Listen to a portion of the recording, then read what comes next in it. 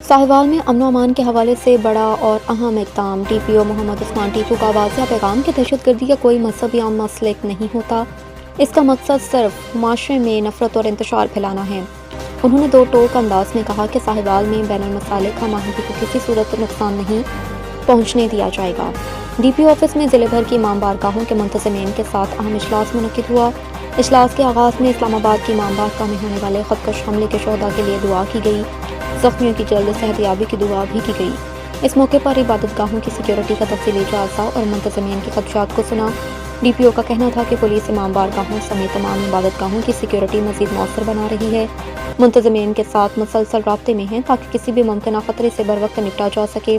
Deputy commissioner Sahiwal captain retired Samiullah Farooq ने इस्लामाबाद के वाक़े को हुई इंसानियत और रियासत पर हमला करार देते हुए कहा कि दहशतगर्दी के खिलाफ बिला इम्तियाज़ कार्रवाइयाँ जारी हैं और ज़िम्मेदार अनासर को जल्द अंजाम तक पहुँचाया जाएगा। यकीन दिलाया कि ज़िले इंतज़ामिया और कानून नाफिज करने वाले इदारे शहरियों के तहफ़्फ़ुज़ के लिए हर मुमकिन इक़दाम कर रहे हैं। इजलास के इख्तिताम पर इस अज़्म का अयादा किया कि साहिवाल में तमाम मसालिक और मज़ाहिब के अफ़राद बाहमी इत्तेहाद, बर्दाश्त और भाईचारे के फ़रोग़ के लिए मिलकर किरदार अदा करते रहेंगे। अमन दुश्मन अनासर को कामयाब नहीं होने देंगे।